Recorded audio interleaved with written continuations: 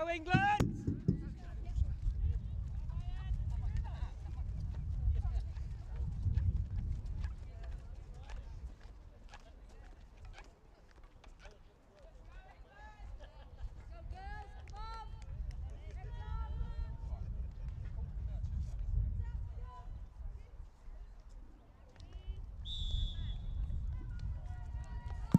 Good morning and welcome to this Masters hockey match. We're at the World Cup in Cape Town. This game in the women's O55 division between England and the Alliance Spirit of Masters team. The Alliance team made up of players who didn't quite make their country's first team, but have still been chosen as an Alliance team to get together and play together at this World Cup. I'm joined today by Simon Mason. Simon, good to see you back again. Thanks very much. Thanks for the introduction. One of those games that on paper looks like it could be pretty much one-way traffic. The Alliance Spirit of Masters at the bottom of the pool. Not successful so far from the 4 games they played. England wanting to finish top of the pool is not assured. They need to get a victory or at least a point out of this, and I think they'll end up playing Scotland in the crossovers from what I saw this morning on the statistic sheets. But yeah, they'll certainly still have to work. The sun's out this morning, the heat's starting to build, so fatigue could come in later on. But one of those contests that you think you know the outcome, but we've seen too many times this tournament, Pierre, that actually outcomes are very often so varied. Also, day 7 of this tournament, a lot of tire legs out there and bodies. A couple of teams struggling with injuries and being able to field a full complement of players.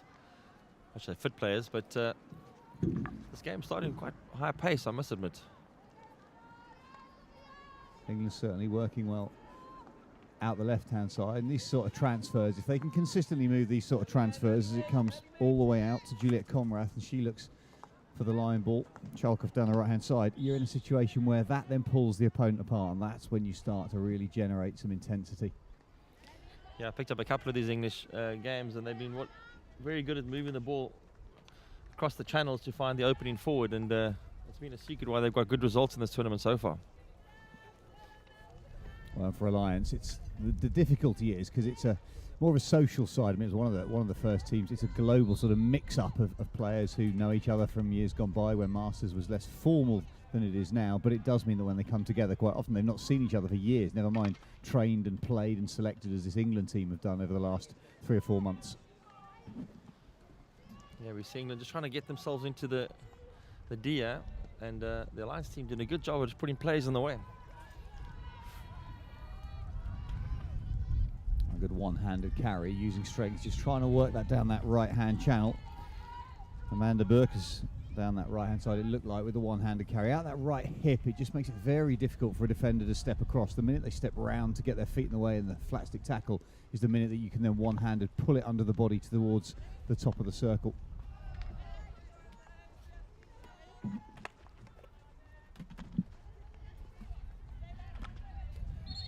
Games normally starting with this kind of unsettling phase where teams trying to piece together what they're doing on the field.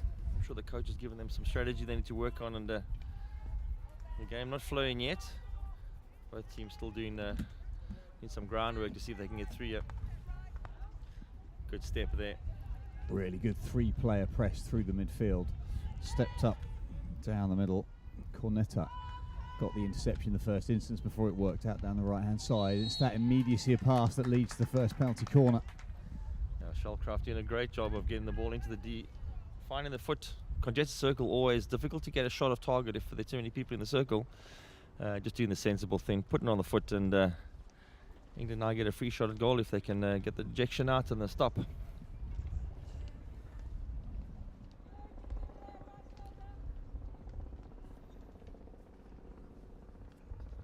Looks like it's going to be Debbie Chalcraft on the top of the circle on that right-hand castle if they get it all the way across.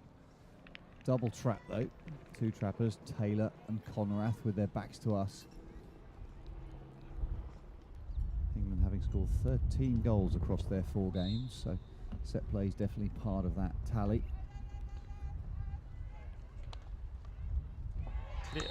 Clean strike in, but a deflection from the P spot. Running from the right-hand side. There was a stick that was hung out in front of the strike, wasn't it? It didn't necessarily strike, didn't necessarily have the pace. Yeah, it looked like Sarah Impey that just put a stick out in front of the P spot there. I'm not sure if it was intended, but she ran in, saw that the strike did not have enough pace on it, and just gave it an edge. And of course, a deflection in front of a keeper. Keeper's got no chance when that happens, and England will be happy that they've got the scoreboard ticking now. It is one of those moments, isn't it, that you feel that maybe the first straight strike didn't quite have the accuracy as a forward. You just almost hang a stick out and think, I can just tweak this and change the direction a little bit, get the goalkeeper caught out. The fact that it lifted as well as changed direction made it almost impossible for Amanda Moresh in that Alliance goal. Yeah, it's one of those where you put the stick out and you score the goal, you're the hero, and if you knock it wide, the striker said you should have left it, it would have gone in by itself. That's a sarcastic, well-defended call. You should deflect it around the post from a good strike. Yeah, no. That time they'd went in.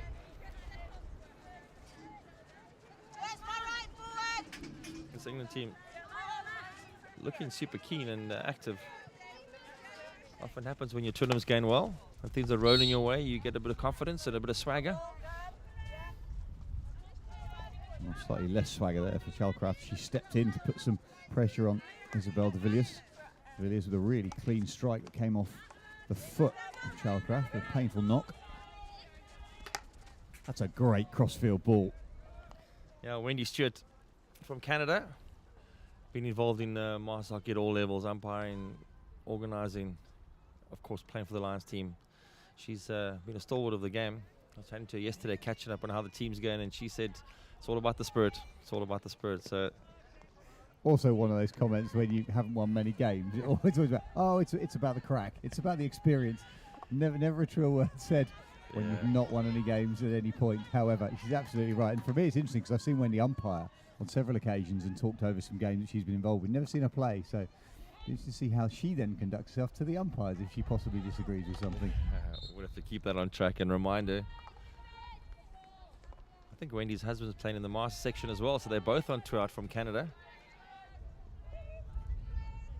Oh, and those umpires here, just give me a little name check. So we got Carol Lewis from Wales and Periasamy Ganesha from Singapore overseeing this one. All of these people in the competition here are self-funded, so for them to come out here, there's no payment. They're just helping oversee the competition. The international umpires have travelled, a fabulous cohort of domestic umpires have taken part in this competition to make sure everything runs smoothly. Nice in-out movement there from England all the way down the channel. That's a really good build-up ball. Conrath to Shellcraft, and now right up front we've got Wheatley just trying to get an entrance, and then she's in, pulling the ball back. This is going to be a fantastic. That was a great build-up from the 22 at the back, in, out, down the line, along the baseline, just pulling the shot across the goal there. Well, it all started with the quality of that first pass, didn't it? The ball down the line, a beautiful clean hit, played with pace, but with real purpose. It gave Ali Wheatley that chance to burst forwards in stride. She was behind the last defender. The front marking wasn't precise enough. Good opportunity for England. Yeah, moving the ball confidently. I like it. Looking for options.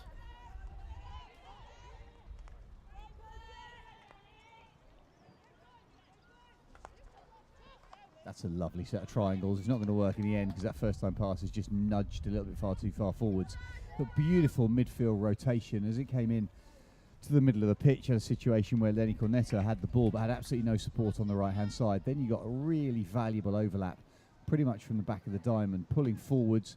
The overlap down the right-hand side was Conrath, gave the opportunity to just play it wide and then float that ball forward. Superb rotation and awareness.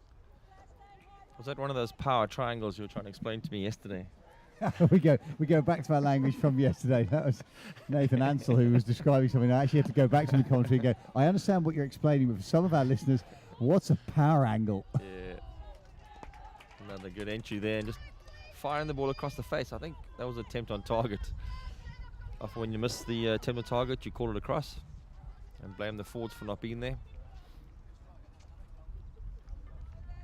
Sarah White, the captain, making a rare movement forward there.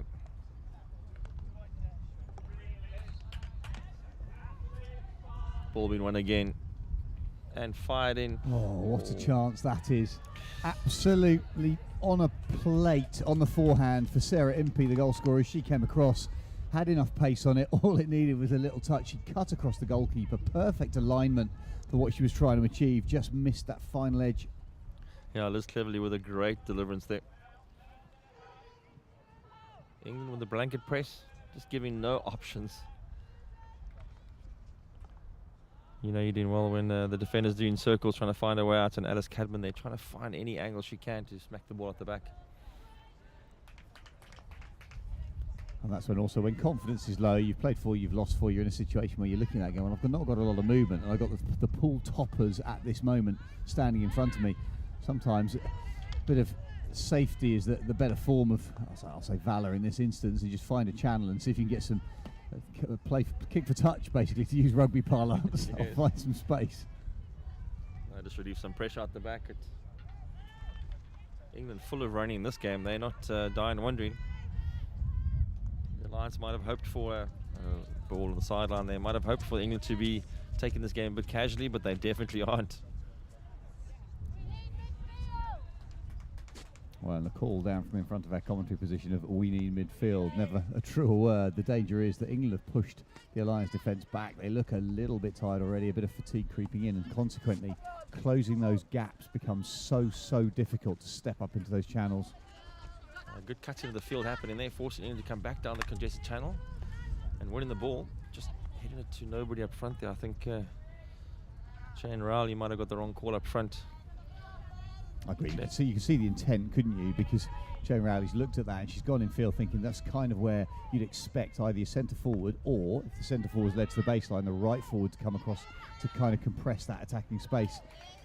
So the intent was spot on, just no teammates reading the pass.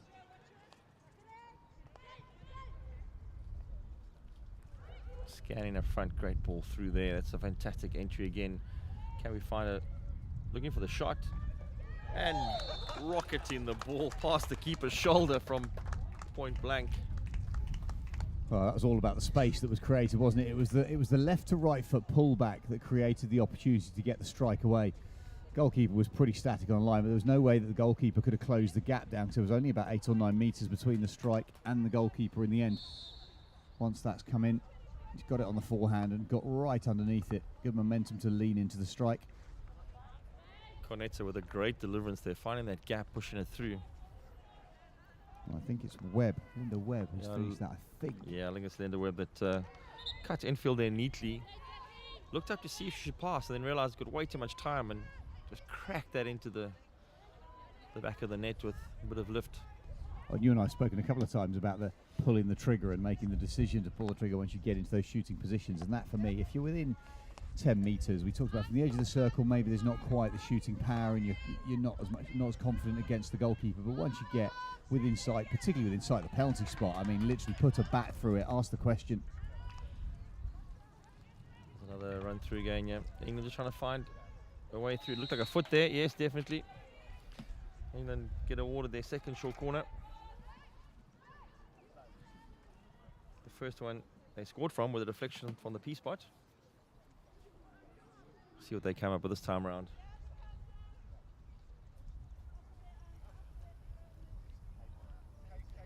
Well, they're wondering whether they'll also back away another player. They've only got 2 defensive players. So if this breaks through, one of those even now stepping up to try and sort of back up the strike. Jude Ross into that position between the 23-metre line, halfway line.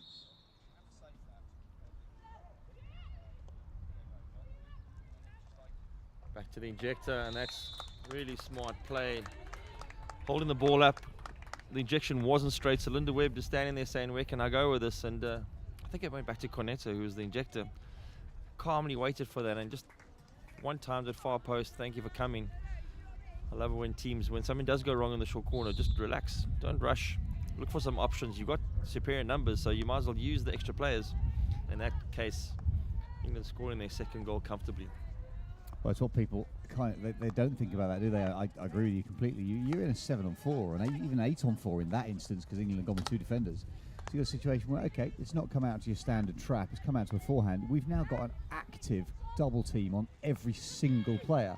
You literally go, oh, you can pass it. I think I was watching Anne commentating the other day, and England men's 50s at one stage corner broke down. They had 9 passers in the circle before they found the bottom corner. At one stage, it did feel a little bit like Arsenal trying to play it into an empty net. And you thought, come on, a little bit of sympathy here, at least put a shot on it. But they worked it well and found space. Well, fantastic when that happens. What often happens, though, is somebody gets a bit hot-headed, wants to score the goal and pulls the trigger and misses everything.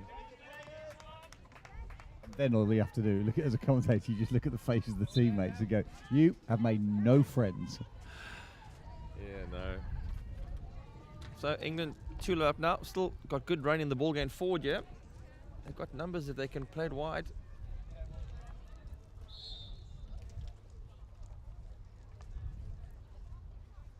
The Alliance team just breaking that down and stopping the forward movement. Getting to reset with everybody behind the ball. Really good movement from the goal scorer. Webb out onto that right-hand side. Forwards rotating well for England, and that's one of the facets that's going to unpick the Alliance as they get tired. If England can play what I love to see is almost a conventional 4-6 when we talked about patterns of play, but defensively you tend to have a little bit more of a platform to build from. But if you then can step up and through and across lines, as England have done, found space down the right-hand side with Webb again, yeah, that'll be a corner. Good inside-out skill there, and I think the Alliance defender thinking, I'm having none of this, and just flashing a stick out. Yeah, de Villiers deciding, you know what, this is just all a little bit too fluid in front of me. I'm going to stop this happening. It was a static, flat-footed, swinging tackle. So England 2 from 2 in their short corners, getting some good results out of this, with all their staff up high in the field. Oh, we've got 90 seconds to go in this fourth quarter. 3 goals to the good already, 2 corners, and that open play finish from close range from Webb, blasting it through the goalie.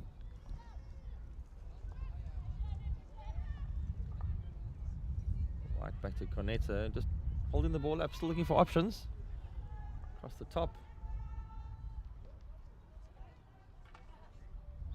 I don't think there was a power flick on the first one, but the ball eventually going in.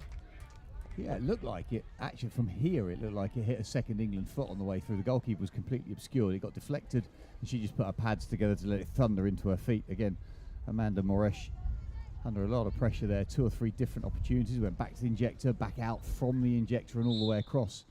Linda Webb eventually putting the ball in. England now got a comfortable lead in this first quarter, 4 goals.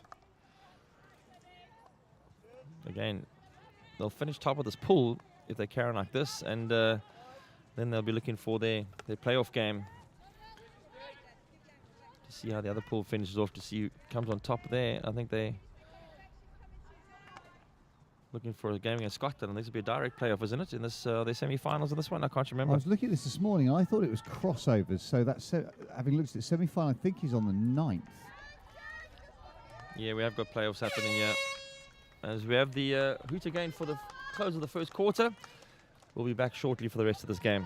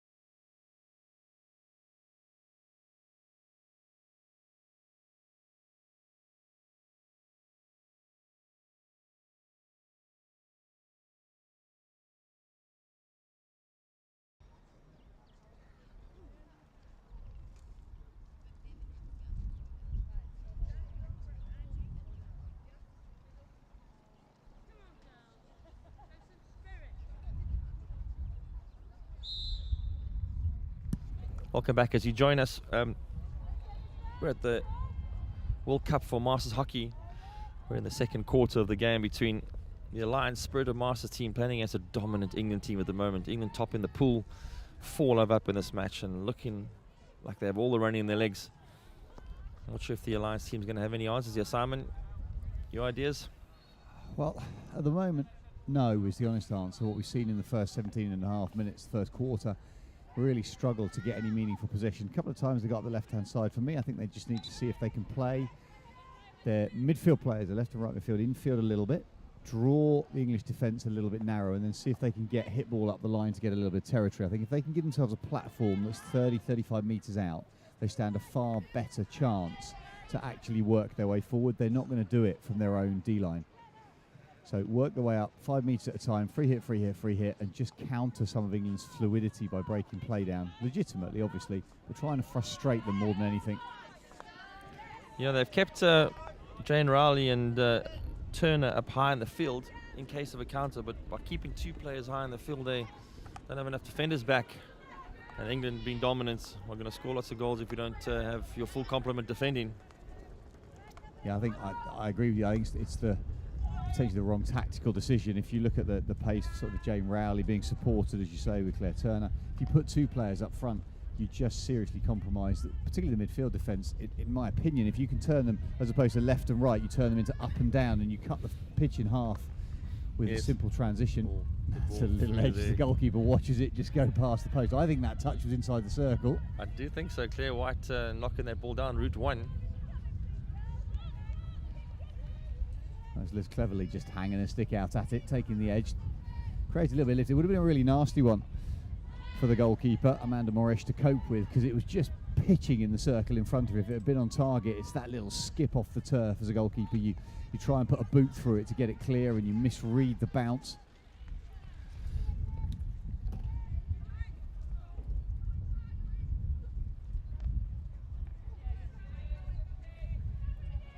And again, just picking the ball off, carrying it forward, looking for options. I've got a couple of runners on the right if they can get it across here. Well, that was one of those. I think we both saw the opportunity. You could have just floated that ball from left midfield into that forward right midfield channel with 2 players working forward. Chalkoff was one of them, and then supported by Wheatley down that channel. You didn't need to throw it player to player.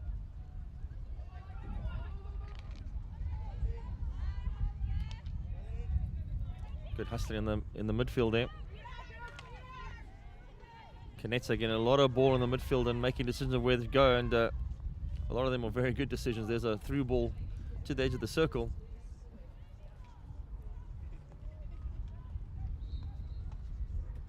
On the backhand, trying to find the option, but you're going to lose that one playing against the forehand. What we've got to love about this, Pierre, is that the England bench is down to our right-hand side, and the team manager is running the substitutions using a piece of sports software to get the rotations on the clock to make sure the intensity continues. So even though this is Masters, even though it's over 55, you've got teams employing proper performance programs and frameworks to make sure these players who are playing for their nation, they're playing for the country in a World Cup, get the most out of it. I think it's fantastic to watch. It is fantastic to see them organised, running a smooth ship. But just also they're looking very smart on the field. Neat passing, taking all the passing options seriously, and Canetta again just being an irritation in the midfield. She's getting a lot of ball to make choices and where to go. But what it also feels like is there's real purpose on the passing. We've been critical at times when one of the things that you can control is how purposeful is your pass. Good ball pace, good direction, real options for the ball carrier to have, and England seem to have that. They're now cycling through probably phase 5 of play. They've come out of one side back into the middle. They're looking for a transition. That sort of setup and platform shows real sporting intelligence. Yeah, coaches always talk about whether your pass has got a bit of zip on it, and they definitely feel like they got some zip on their passes here. Wendy Stewart for a moment was looking for a backhand clearance, but it's a long way to get your hands low enough to be able to play through that and tap it forwards. Stewart a little bit frustrated, but you see it. You can see the look, you see the intent in a player's mind and body, and they go, "That's not a good idea. If I go that low, I'm not getting up again." Yeah, no, the hamstrings protesting before you even got there. Well, they were protesting before they got to this tournament. They've played several games in a very short space of time. At this level with the Masters, the teams can and do play more games than you would see in a senior international tournament.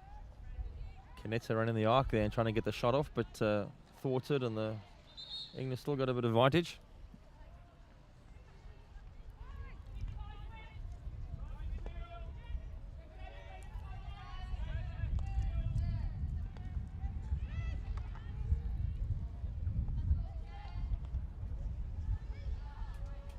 Such neat passing. That's a ball going on the outside to the baseline, back into the top of the D hook. The cross coming in, but just the neat play, keeping the ball moving fast around defenders. You haven't had time to set up and find out where the ball is. Often if you transfer the ball too slowly, defenders can arrive, set their pattern up quite quickly. But in that case, England just got way too much pace on their passing. It's actually very impressive to watch. And for Alliance, I mean, they'll be buoyed a little bit by the fact they haven't conceded a goal in the first 5 minutes of this second quarter. And you do have to set really small objectives in a game like this where an opponent is dominant. What is your objective? And for them, they haven't conceded.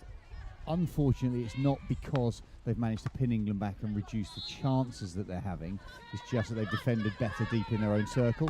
For me, they still need to look at even something like that. I appreciate you could perceive that to be a negative phase of play, but if you put it off the baseline that high up, on a turf like this, which is a little bit sticky, the ladies out there don't have the long 30-40 metre overhead pass release, so you can step up and you can create pressure. Unfortunately, the Alliance has let England out of that corner too easily there. They had been cutting earlier in the middle of the field and just pulled out there for a second, and the ball got swished out. And you don't want England to move the ball freely. You want to keep them in small spaces. As again, the ball gets hit straight to them, and England now get a chance to build up again.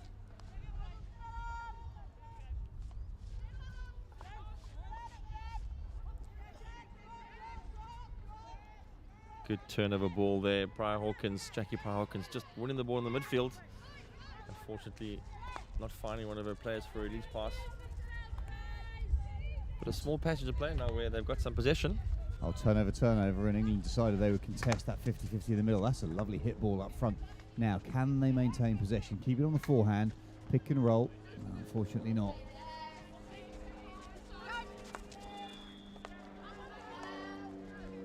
And again, England changing channels so easily.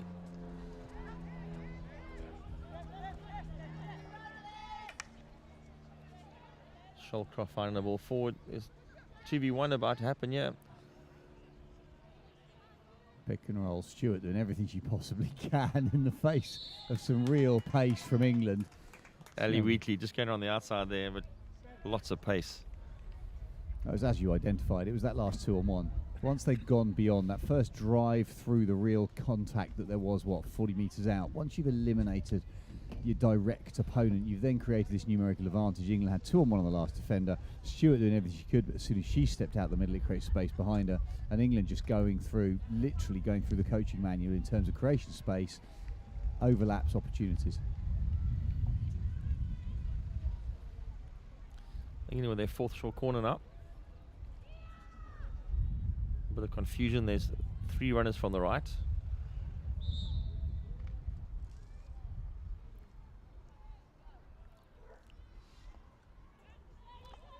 Ball back to the injector.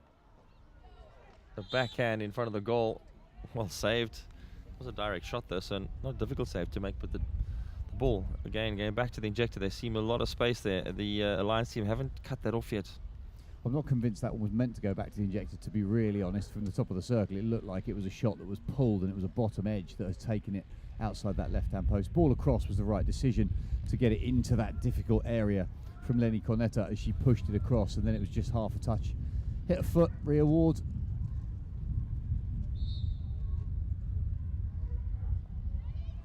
Short ball out, that should go across the face of the goal. No, intercepted. And this... That's a great take on the half volley. Jude Ross making all the work there because there were lots of Alliance players behind her if they'd have beaten her.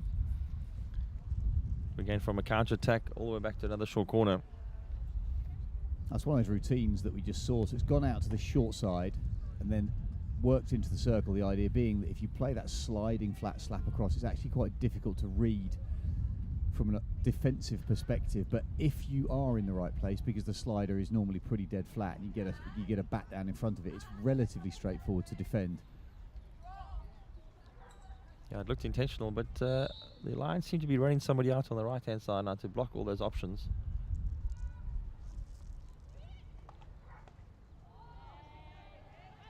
Back to the straight hits, and Wendy Stewart, I think, clearing the ball from in front of the keeper.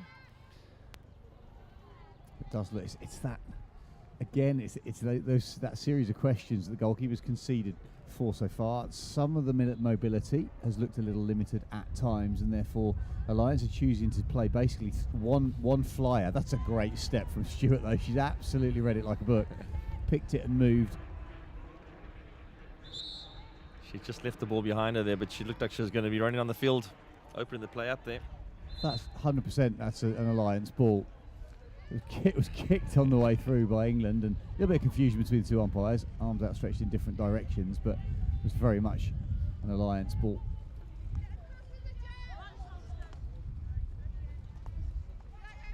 To be honest with you, the umpires haven't been involved in this game much at all. There just haven't been a lot of England been keeping the ball away a lot, so there haven't been close contact sessions where people have been clanging sticks together, and so therefore we've barely noticed them in this game, which is a good thing. Absolutely, and quite often you'll talk to umpires, and they don't do it for the recognition at all. They do it to be part of the fabulous hockey family that we have. But they will say, they'll go, you know, if we can get through a game and nobody's spoken to us and nobody comes up to contest anything, actually that is the definition of success, because it means that what we have done in a way that the players expect it, it's understood, and we just simply facilitate what's going on around us.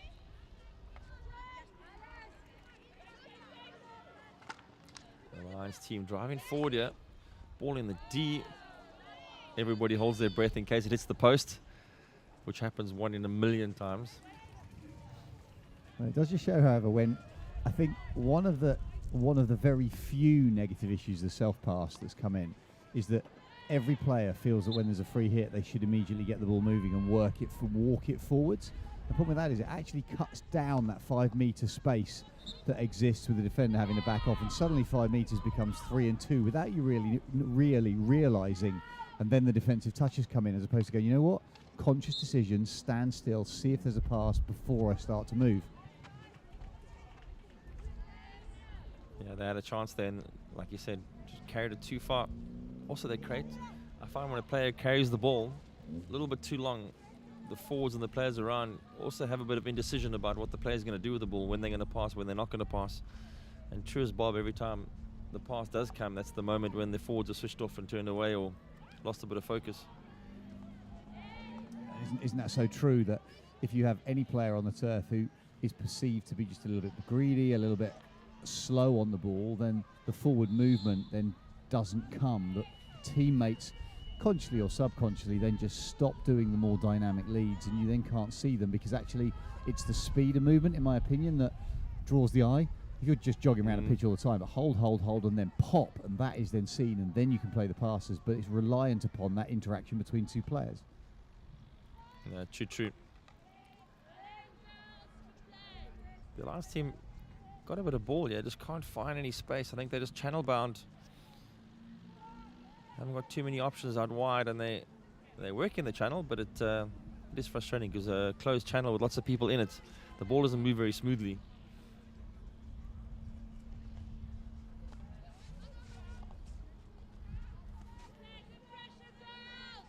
England not troubling the scoreboard in this quarter. I'm sure the Alliance will chalk that down as a small win. There's still time to go though.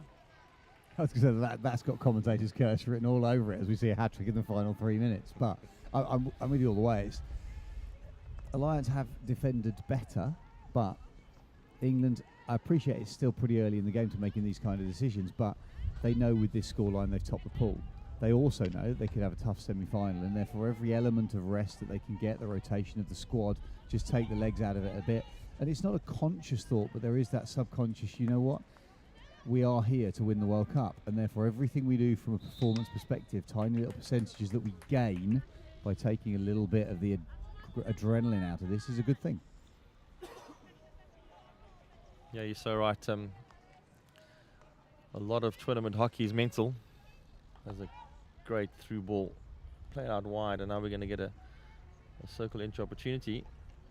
Still got the ball under control, and I think that might be called for deliberate over the baseline. Just like, which is a shame because there was a beautiful jab tackle in the middle of that. Jackie Pryor-Hawkins has kept mobile and literally jabbed the ball away, and unfortunately the secondary defender behind her has stepped in and gone, had enough of that. That'll be on the blue turf, not the green turf. England on their 6th short corner. A lot of players committed to this, and I notice when they do have a penalty corner, not much information coming from the bench. All decisions being made on the park, which is a nice thing to see. Well, there's a proper discussion going on in the huddle at the moment as one player breaks out and goes to the baseline. Looks like it's Sarah White, the skipper, I think, who's gone down. There it is. Will inject it. Good injection.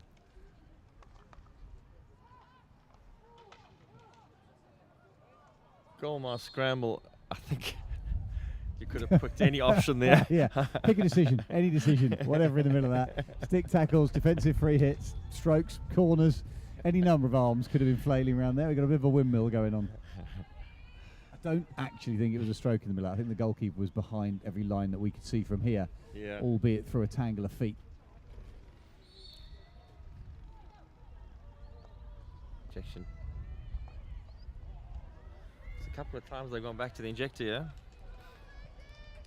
Ball looked raised for the first shot. Yeah, I think in that instance, I mean, the letter of the law is that if it is a hit at goal, because it's back to the injector, the first passenger play isn't a shot at goal, goes back to the injector, that becomes the shot. So if there's any forward momentum, and it's not the old urban myth about are my hands together or are my hands apart, if there is forward momentum in any sort of aggressive movement, that's considered to be a hit. It then has to hit, well, the pedants out there, it doesn't have to hit the backboard, it has to cross the goal line at the height of the backboard. Okay, so we could have a fabulous dipping ball. Yes. However, a deflection can be lifted, so there's a fine line, but it did look, for the simple answer to a short question, it did look like it was a hit, and therefore it wouldn't have been given if it had been on target.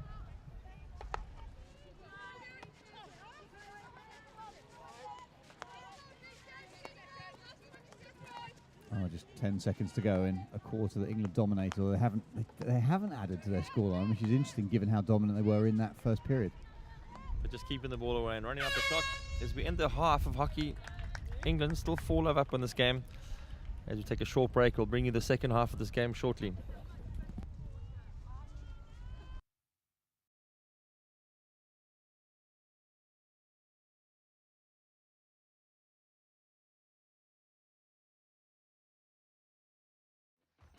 At thehockeysite.com, it's about what happens in the locker room, thinking about the game. It's about planning and preparation, and about training and improving those skills, looking at it from different angles. But of course, it's also about teaching them to score and win. Thehockeysite.com. Share the knowledge. We are fascinated by the mindsets and the habits that make individuals and teams perform at another level. Let us be your thought partners and transformational coaches. Are you part of a team and you are wanting to gain insight into what ingredients need to be in the mix to take your team to a whole new level of performance? Partner with us. We want to be your transformational coaches.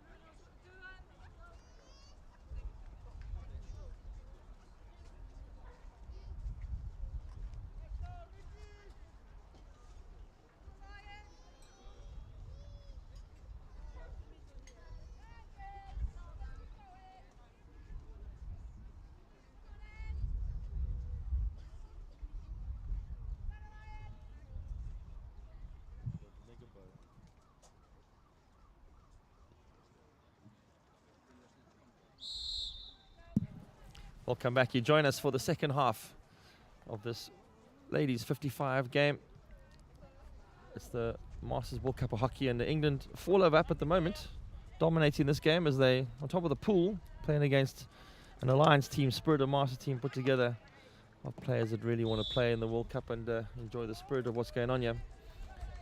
England starting like a house on fire, really moving the ball well. Simon, your thoughts on the game so far?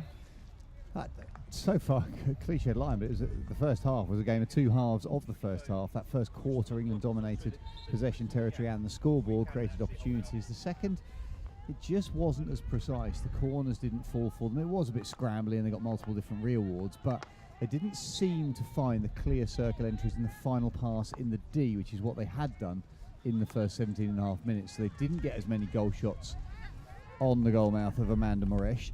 And therefore that's something they really need to look at. That final third, the last pass they make.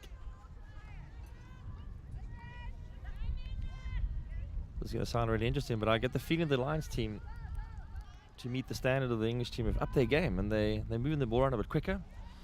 They realise that they're going to be in trouble if they slow down, and they're suddenly getting places on the field where in the first quarter I felt there were spectators a bit. As a coach, you'll know that and see that so often, that a team plays up.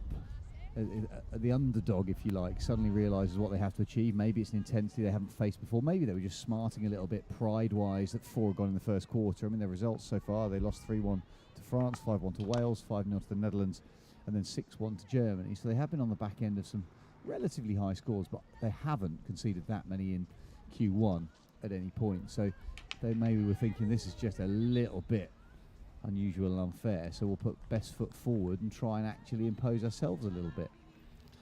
Yeah, and good on them for doing that, because making a contest of this, it could be a dead rubber, but you want to make the most of any event that you come out and play. And so far they're looking good for it, getting the ball forward yet, trying to find ways through That's the channel. A foot. That is an absolutely massive foot that neither umpire seen. It was the most leathery contact that we've heard all afternoon, and everybody stopped except for the umps on that one, slightly obscure probably. Yeah, and just looking through the goal scoring that's happened so far prior to this match. This hasn't been updated recently, but captain for England, Sarah White, on 4 goals near the top of the table, being a key instrumental player there. Must have been 2 PCs and 2 field goals. To correct that, it's 2 PCs and 2 strokes. Oh, 2 strokes, sorry, yes. So what's interesting is we've not seen her off the top of the circle really at any point so far this game, so maybe a different set of patterns that are being wrong to give a bit of variety. Chill, Harris, chill. The sole England supporter down beside us, I know he's an England supporter because on the back of his t-shirt it says England supporter, as he shouts onto the pitch, chill Harris, chill, as she berates the umpire. Hopefully a close family member who'll be chastised later.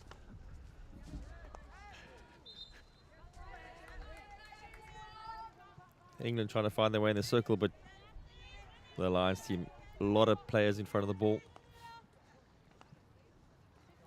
With the exception, they have actually gone to that single target player. We spoke about it earlier on, Pierre, that having 2 target players rather than 1. It is just 1 they've gone to, but it means that they've got 9 outfields back in a really tight space. But even then, England have found the chance, created the set piece. They're just coming in there, and slightly voracious tackle coming in. I'm not sure who the person was who made it, but won't signal them out at the moment. England having a big discussion about what they're going to do here. A lot of staff involved. Yeah, that's a selection by committee, isn't it, in terms of what routine should be run. So it's talked about White, the captain. She's on the left-hand side of both castles. That's a long slip if they choose to go that way. They haven't. That's a great save on the line. That's a superb defensive pick. That's not the goalkeeper on that far post. I think that's Nicola Roberts who's plucked that after a brilliant, blistering strike. Nice crisp clip hit. Beat the keeper, but not the postman, and England still got territory, and they're going to free circle entry. Will she pull the trigger? Yes, just runs it in, hits it on the foot, and gets the best outcome there. And that shows how important early preparation. I mean, when Harris picked the ball up, there was so much space in front of her. But you can start that shot swing, can't you, a couple of metres outside the D. So when you cross that white line, you're releasing at that point. If you hadn't done that prep, the defender would have got in and got the tackle before the shot could have come away. That is a coaching clip right there. Just what she did. Letting the ball roll and prepping for the ball to get to the circle so you can pull the trigger just as across the line. I'm feeling sorry for Mandy Herworth here. The only one not involved in the short corner. She gets pushed back to the halfway line and they're in the motion now. There comes the cross. Sarah White on the far side. Fortunately for White, and it was, I'm sure she wasn't doing it deliberately, the frustration of knocking the ball away.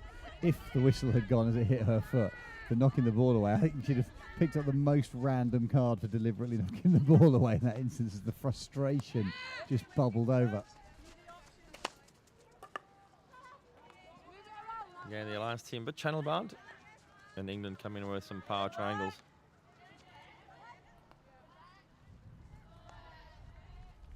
Such good hockey when you in a small zone to get the small passing game going.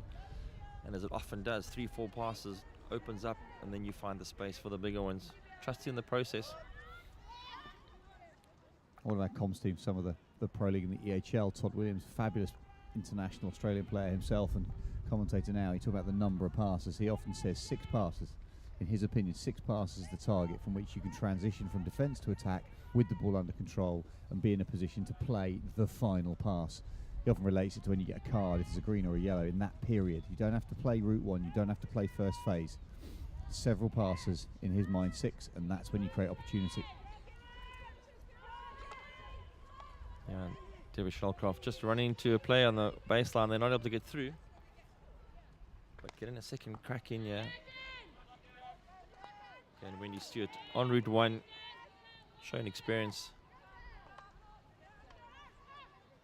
A good attempted shave tackle, really nice low body position from Jackie Pryor-Hawkins as she came in. It was the edge of the stick, completely legitimate. I can't lie, I had to check myself there when I said showing experience. In this tournament, everybody should have experience.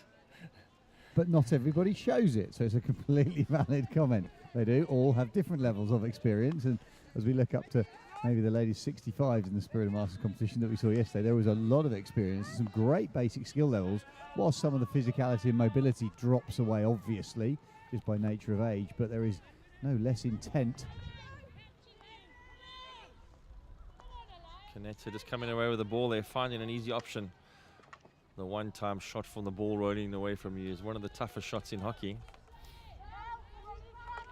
Yeah, it just feels like it's just a little less precise than it was in that first quarter. Even in that situation, the ball's gone out to the right-hand side, you've got a good overlap, but the shot is then near post, not far post.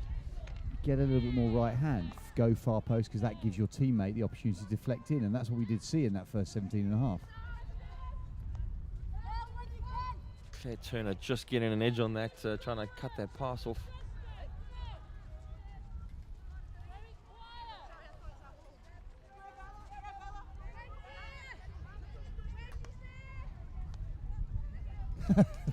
We're both looking at each other. As down below, England have held their substitution just simply to allow Alliance to take the free hit. I'm pretty certain that's not in the rules. However, it's in the rules of good spirit and sportsmanship. Yeah, the sneaky substitute often catches teams off guard, where a player runs off the bench and you don't see them coming, and you thought you're not marking them. Or comes off the naughty step. It's that whole restart. That's a little bit better. Oh, and then the final touch is missed. On the P spot there, Sarah Impey. Alliance are absolutely battling deep in their circle, trying to get on top of every single ball carrier so that they can just then work it out. This requires a little bit. I think it's Stewart who's tried to pull the ball around her feet, cleverly gets the touch that wins the free hit, but they are properly battling. You've just seen in that moment where the ball was being held on the baseline, and as so often happens, forwards stay in infield. None of the forwards running on the outside of the field to play from the outside in. There's often this feeling amongst hockey players that putting their feet outside the field to play is a no-no. It isn't, of course. You can run around on either side, and but forwards often keep themselves in forward field for no other reason. Maybe it's the change of colour of the turf that scares them.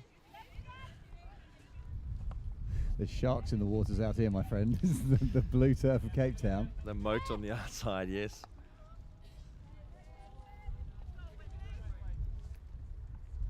Again, England coming forward, but the circle very congested. This is where this is about the multiple phases. They are getting inroads down the right-hand side. They're working it, but as you say, the defence, the whole alliance defence, is then stepping forwards towards the edge of the circle. Several bodies into that. And to me, that's where deliberately carrying it into the 10-metre kind of dead zone in the bottom corner is legitimate, because the purpose should then be see the defence collapse, pop it back out on the 90, and then go to the top of the D to fundamentally change the angles. And the defence can't cope with that if it's a pass in. Ball back into the midfield, and again, Cornetta, the playmaker, what a ball going in there for her to make a choice of where she wants to come out. Such a good job as a fetcher to be able to not lose possession and make sure you're going to the right options as the ball gets cracked across the D again. A little bit hopeful because I think it was just a general hit. Yeah, I still think, looking at it from here, it is so congested. It is midfield transfer. See if they can play the ball laterally across the 23, basically. Take an entry point, see the door closed, pop it out, find a different entry point. I know it's a different level of hockey, but watching the Dutch ladies play, when they go through these phases, they often give the ball back to their defensive two, and the defensive two actually sag in the field, go backwards and try and suck out the opposition, try and open some space behind them. And so it's interesting when a team's dominating to see them go back on the field and get their back to near their own 22, trying to suck out some players and make some space instead of pushing the whole time. And as you know, the Dutch ladies are often pushing a lot of teams back in their own 22. Yeah, and that, obviously they're world class. I mean, they're top of the rankings by a country mile, and the success rate they've had, and that over that 4-year cycle, they went 99 wins out of 100 or something. They drew one or lost one game. That was it. An unbelievable cycle of victories. But they were able to also control tempo of games. Quite often they play first quarter and they'd hold themselves, and then they'd just probe and poke into little channels to see where the options were. They then did have about 5 other gears that they could then go through when they wanted to.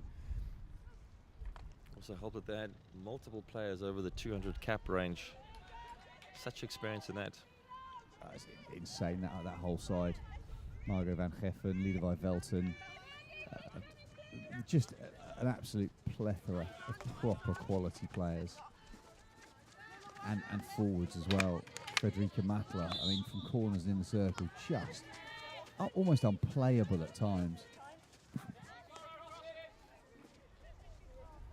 Their captain, Eva de Goede, actually spent some time in Cape Town playing at this club for 2 years. She's married to a South African. Good choice there for her. To Tim Drummond. They've settled in Holland at the moment. Oh, she did really well to get herself back into the World Cup cycle after a hideous injury, and the Olympic cycle. Hideous injury that she had, and worked insanely hard to get back fit. Shows the level of commitment that there is at that level. But there's also stories here. There's players here who were injured 2 or 3 weeks out for the competition. There's one in the England men's 50s when a player, through the selection process, played in a couple of tournaments and then came back from Bilbao just 9 weeks ago to find he had a prolapsed disc. Got operated on, 5 hours rehab every day, and is here playing. Not in the best physical shape, but wow, I mean, other people would still be on crutches at that point. Shows the desire that the teams and the players have.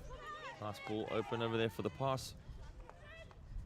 Cute little backhand, but a little bit too high on the field. Yes, no, having a carrot like a tournament like this to have a goal to get better for is amazing thing to have. But you could have an injury and then go and sit on the couch and spend a long time getting back in a game. But those stories are fantastic. Well, I do also think that the draw of a Cape Town Sunshine in the spring is a pretty big thing as well. I got to say, when I had the opportunity to come out here, I was like, shall I stay in England in a cold, wet, rainy mid-October, or shall I just pop out for the Cape Town Sunshine? Didn't take much of a conversation with the office to say I'm definitely going to be working very hard. Now we've picked up that you've come to Cape Town on a regular occurrence now, Simon. Seems to be a destination of yours of choice for once a year at least.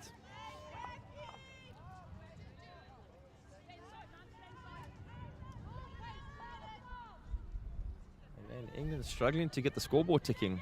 It's been a while since we've actually had a ball go in the back of the net. All kudos to the Alliance team for beefing up their defense and staying in this contest. They look game for this now, as Wendy Stewart's going to look down to get this on the field.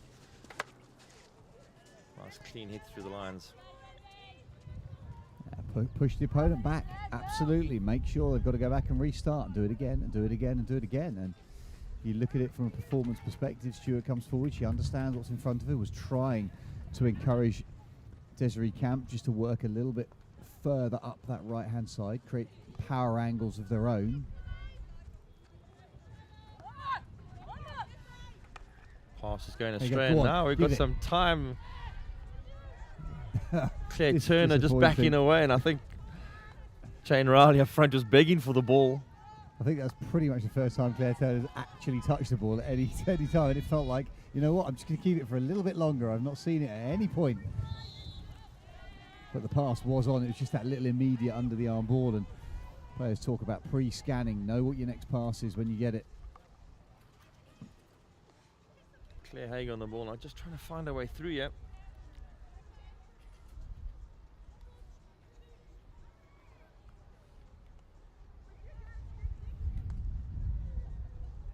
England did a good job of keeping the Alliance team on the sideline.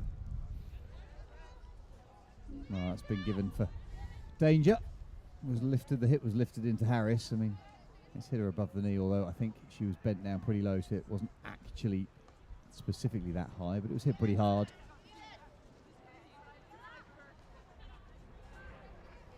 Now England happy to take the ball right back. This is going to work for them because it does open up space. I say that as the pass gets flopped, but they re-won it back, and now they've got space to play into.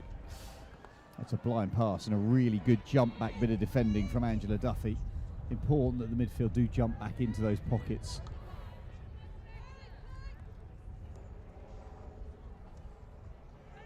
Weekly on the ball now with some space, trying to find an option. Oh, I was going to say Is going that- for the overhead there, but I'm not sure I'm going to call that. well, the umpires actually signalled that it hit a body, which if it has done, I'm fine with that. The actual ball itself, I didn't feel, same as you, didn't feel it was dangerous in any way, and lift in itself isn't the foul, it's the danger that's created from the lift. It looked like it was going to be one of those that just pop and bobbly get a good bat through that on the half volley. Super carry, real purpose. Yeah, Brian Hawkins trying to find a way through them. We often talk about rule changes and interpretations of rules, and one of the best things that happened in this game was the idea of what is danger. In the past, people just shout lifted ball as we have an entry, ball going across, and the clock just beating. Mandy Hurwith making a rare movement towards the circle, and unfortunately the hoot again. England not adding to the tally, still 4-love up in this match. We've still got another quarter to go to see what they can pull out the bag, as we'll join you shortly.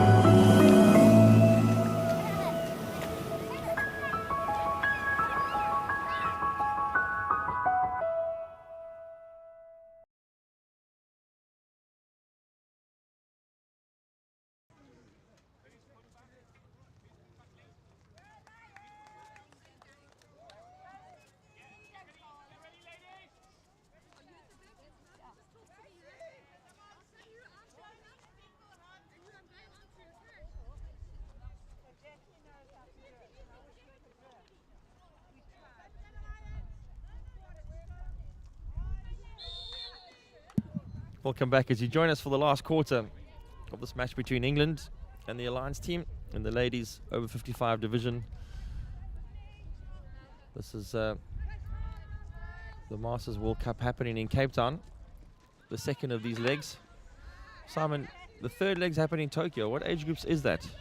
So I think the Tokyo event is just men's, from what I understand, because it goes back several years in terms of who runs Masters Hockey around the world. It now comes under the auspice of World Masters Hockey, but there is some carryover of Grand Masters and a little bit of politics that I'm not going to profess to understanding completely, but what it results is that the older women's age groups are here in Cape Town, but the men's then go out to Tokyo. And I think there's about 26 teams, but I think, from recollection, I think it's 60s, 65s, 70s and 75s in the men's competition, and that is genuinely brilliant to watch.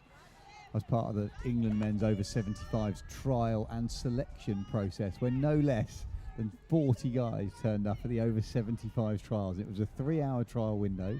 By the end of 3 hours, we had 17 people left standing. It wasn't actually the team, I joke, because a lot of people work very, very hard. But all the age groups, the commitment to taking part in some of these teams is just brilliant. That is fantastic. For all those people out there that know players playing at 60, stay at it. There's still a lot of hockey ahead in your life if your goal can be to make the over 75s. And the opportunity to come to fabulous places. I mean, these are World Cups that are hosted around the world, as bizarre as it is. This isn't just playing in your backyard. This is, can I go to a fabulous city? Can I experience a different culture? Can I be part of something truly remarkable that, to some extent, if you're into retirement bits and pieces and your community is fairly closed, this properly opens up the world to some people. Yeah, we're very fortunate in South Africa. In the cities, all the schools have put AstroTurfs down for their hockey programs, and so you don't have to walk very far to find Astros. Not as much as Holland, I'd agree, but there's lots of hockey opportunity, and the fantastic thing about the sport is you haven't just got one of the genders playing it. You've got men and women playing the sport from junior, under 8, under 6 level when they start, all the way through now to Masters. We have a chance now for Sarah Impey to get in the circle. She goes for the self-pass, and it's going to be a nice tapping. That is a great breakaway goal.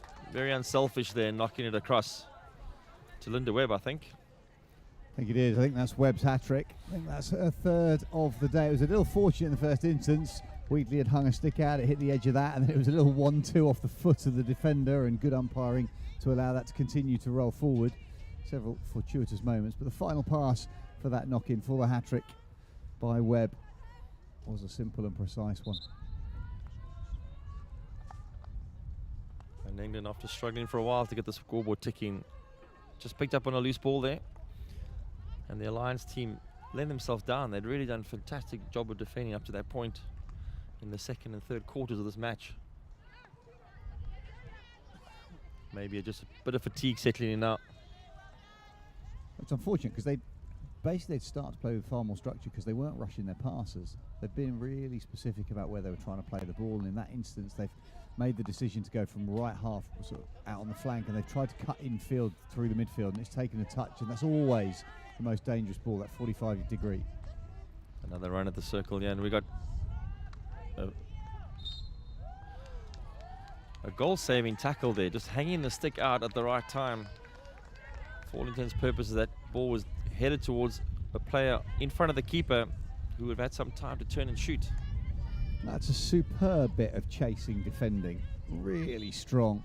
I think it's Alice Cadman who was running back there. She got a forehand front stick on it, stayed as strong as she possibly could. Her momentum then carried her over the top, but because she'd taken that ball first and cleanly, the stick contact is then blown in her favour.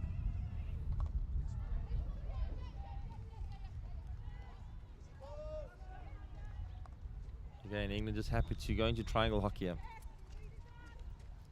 and open up the game. Sarah White playing it wide.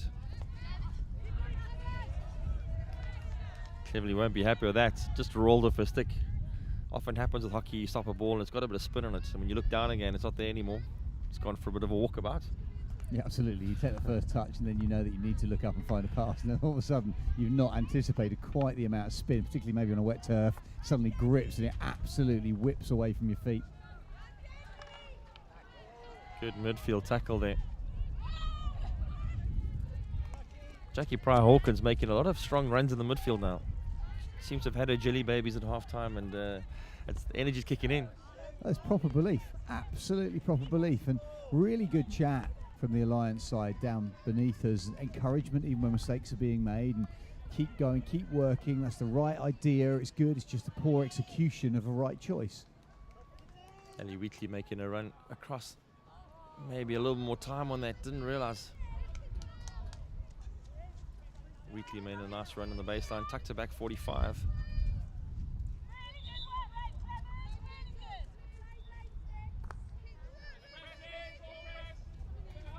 I think Sarah Impey could have taken her time there. Maybe built up a goal. England pressing with 4 or 5 people in a very small space here. On that swim for Alliance, it's so difficult because you're looking at absolutely no angles. If your first choice option is to distribute with a hit, you know it's going to have to stay flat because you haven't got an overhead to break those lines. And so consequently, you're then again, well, I've got to literally thread the eye of a needle. I've got maybe 50 centimetres to push that through. So the minute you top it, squeeze it, just cut across it is a turnover time. England happy to just make the trough happen around the back and moving the ball quickly.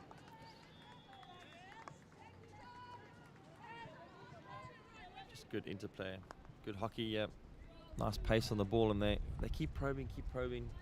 Sometimes you need to make some passes that don't really go anywhere, but move the opposition around, and there we have, again, Wheatley with a 45-degree ball, this time being tapped onto a foot, and I've lost track here. I think it's the 7th or 8th short corner that England now have. The beauty of a first-time pass. Change the angle, 90-degree pullback, pop it across the circle, put it 45 degrees in towards goal. Create those opportunities. And now England have everybody inside. It's a little brave, I have to say, putting your entire team up around the edge of the circle. The worst part normally is you arrive there for the discussion and then get told you're ejected, and you've come all the way there to see what's going on, and you get told to go back to the halfway line. A lot of options lined up here. An early break. I don't think with this many England players on the short corner, and to have one less player to defend this, if they went to minigame mode, they should win this. You always go, we don't need to trap and shoot this. Let's literally play 9 on 3. Or 8 on 3, sorry, poor maths. Webb out left, ball swept in, second chance. Flick against the post, third chance. Bottom corner, I saw Wheatley doing some tap dancing to get out of the way of that shot. But the end result, a tap away. I'm not sure who took that flick that hit the post. That was a neat lifted ball. Yeah, I didn't see that either. It seemed it was probably the injector in that instance as he came in. The goalkeeper had got a big foot on it in the first instance, and it come back to exactly the same striker. The flip up over the top of the goalkeeper's shoulder was a clean one, but just the angle was slightly off. But good takedown, as you say, little dance on the penalty spot in front as the ball goes bound down into the turf. Get your toes out the way. Brilliant. There's a statement of intent from Alliance. As we take the pushback, I am literally going to run it straight up the turf as Amanda Bucas, which I think is possibly related to the coach Gerhard Bucas. A suggestion there. I'll interpret that. If there isn't, then I apologise. However, it's an unusual name. Yeah.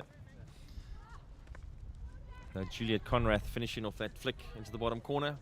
There were enough English players in the D to do that, and Linda Webb, is it Linda? Step out the ball, yeah, and finding the foot. Yeah, Webb had such pace around the outside, and unfortunately defenders have tried to basically play a left-hand reverse stick tackle. They put their right hand in the middle of Webb's back, and that is always going to be adjudged to be a penalty call in that situation if you get yourself behind the shoulder of your opponent.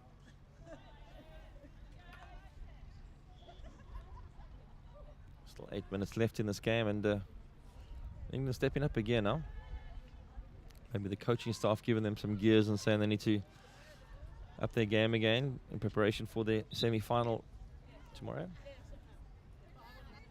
Injection short. Hits across. Backhand flick. Webb trying to add to the tally there, but just couldn't get that off. I think Impey, when she got the ball, rushed it a little bit. I think there was time there to look up and see what options were open. Oh, there is a lot of time off that angle.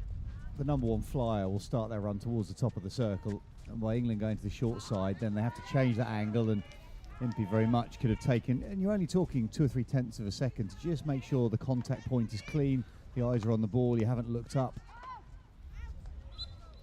Cadman did a good defensive job there, just occupying the route 1 position. players often guilty of trying to enter the circle on route 1 every single time. Nice simple play, looking up for the hits.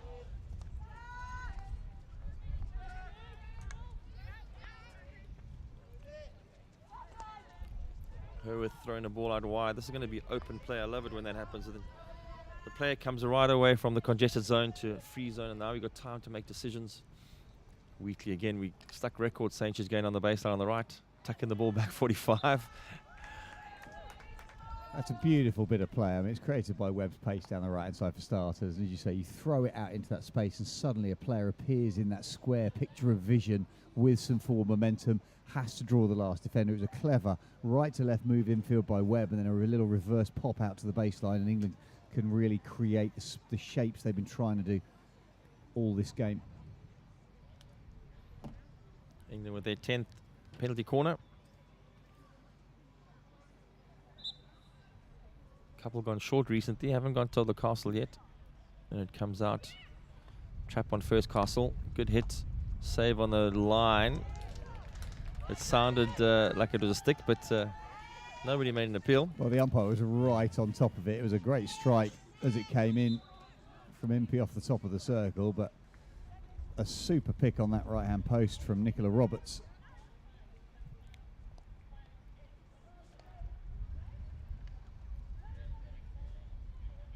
Drive into the circle. 45, drop back. England disappointed because there's two players absolutely waiting to pull the trigger on the end of a stick. Ali Wheatley, you put it on a tee and smash that.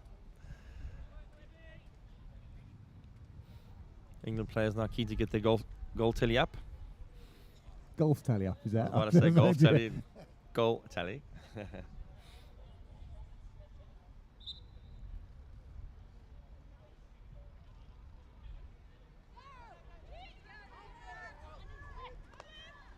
Back to the injector. Trying to find the P spot. There's players on top of the D and time to hit this one. And now we're just getting a barrage of shots coming at the goal. A quick count. I had about 10 players within the P spot area there. Talk about congestion. I mean, just roll it away from the penalty spot. And the umpire had to blow that. I mean, it was getting so congested. There was going to be swings in the middle of that were just going to hit players rather than clean ball.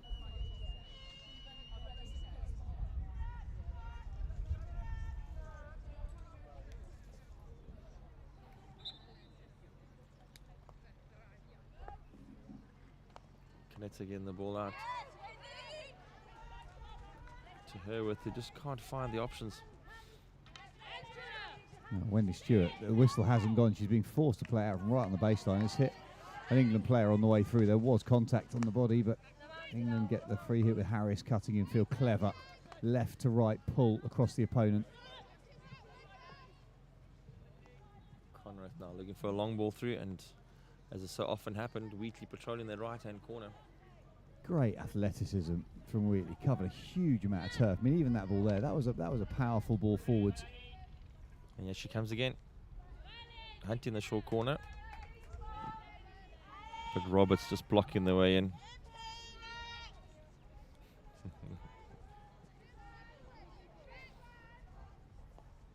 One of the hardest jobs in hockey is to try and get on the field when the player you're taking off is on the furthest point of the field. No matter how much you shout, they seem to just have temporary deafness. I was just going to say, temporary and selective. Pick the call. If it's about where do you want me to run so I can score a goal potentially, absolutely spot on, hear you. When it's, would you like to now come off? Oh, I'm sorry, I'm too far away. Yeah. It's far too dangerous for the opponent for me to come out now. Especially when England are camping on the circle's edge. I don't think anybody wants to come off.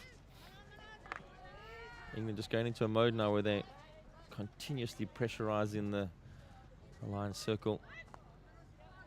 Looked like I had a foot on the edge there again. Herwith now. No, it's the finest of deflections on the way through, and Alliance now do start to look tired. And to give them credit, I suggested even in the first quarter they were looking a little bit fatigued, but they've worked their way really well through a further 2.5 quarters without looking particularly tired. It's only now because England phases of play, and it's again and again, and it's relentless.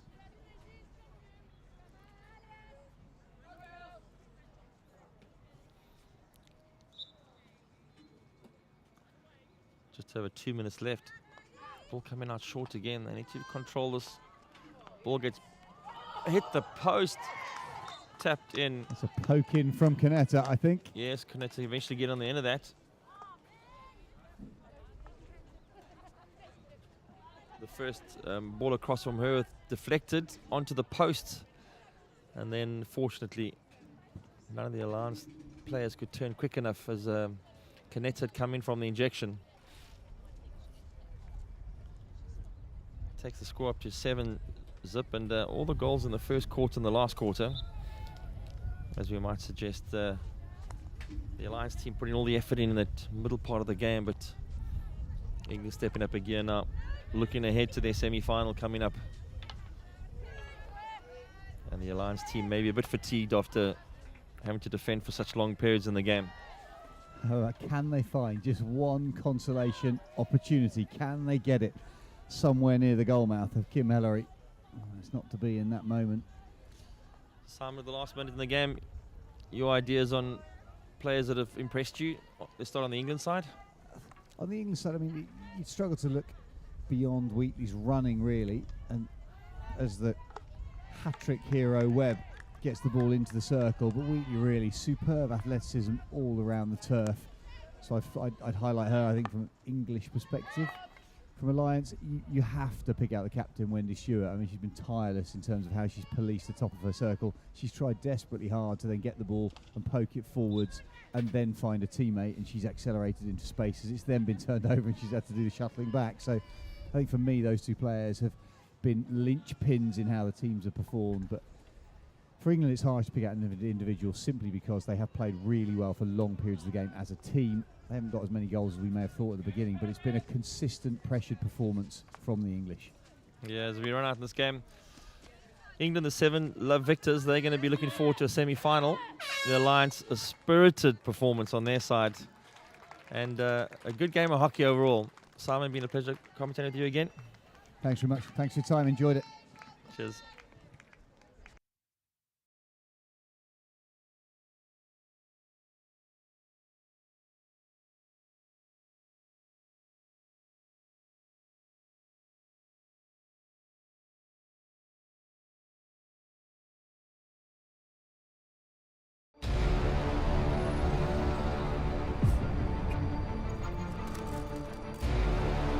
That waiting for the gun, the nerves are just too much, thinking about what is about to go down. There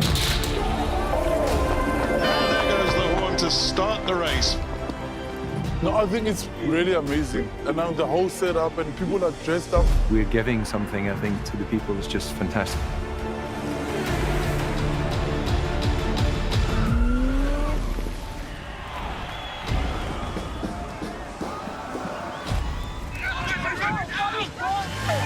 The support on the side of the road is second to none, and that gives you the extra oomph.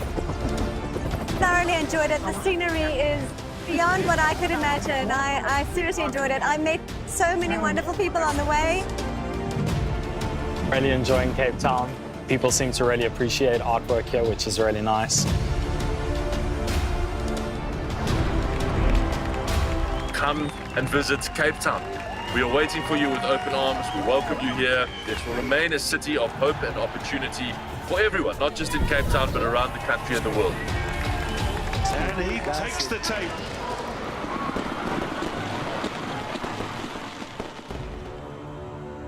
Cape Town is open, safe and ready to host you.